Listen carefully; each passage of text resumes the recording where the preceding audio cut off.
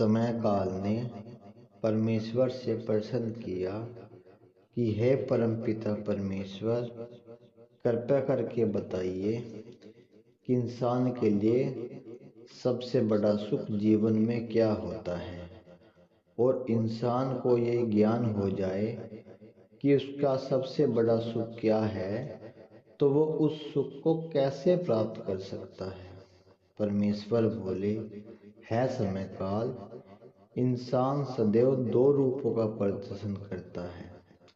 इंसान का पहला रूप तो वो होता है कि जो आंखों से देखा जा सकता है, लेकिन उसका दूसरा रूप कोई इंसान नहीं देख सकता, क्योंकि उसका दूसरा रूप उसका मन प्रकट करता है।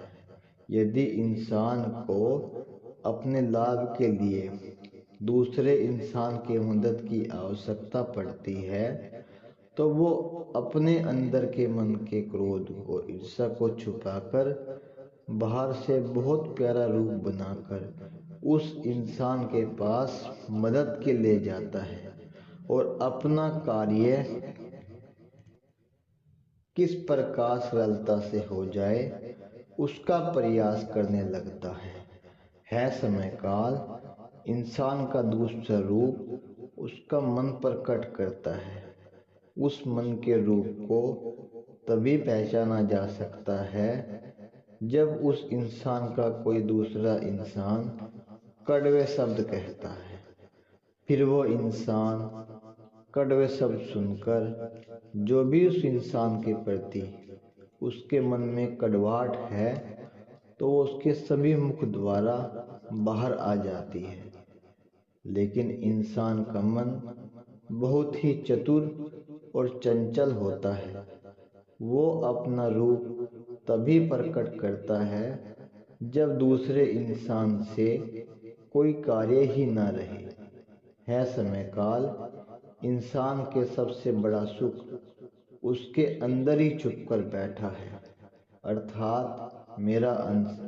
लेकिन इंसान झूठे सुखों के लिए पूरा जीवन सुखों की तलाश में भयंकर से भयंकर पाप करता रहता है और फिर सुख की तलाश में निकल पड़ता है, फिर पाप करता है।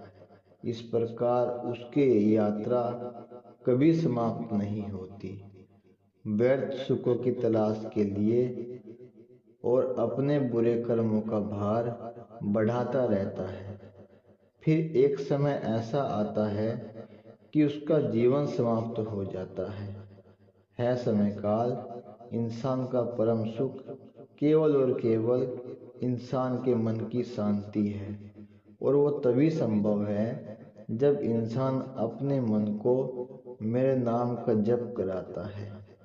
जहाँ शांति होगी वहीं सुख होगा, और जहाँ सुख होगा वहीं इंसान का जीवन सुखमय होगा, जो जीवन की पूर्ण रूप से सच्चाई है।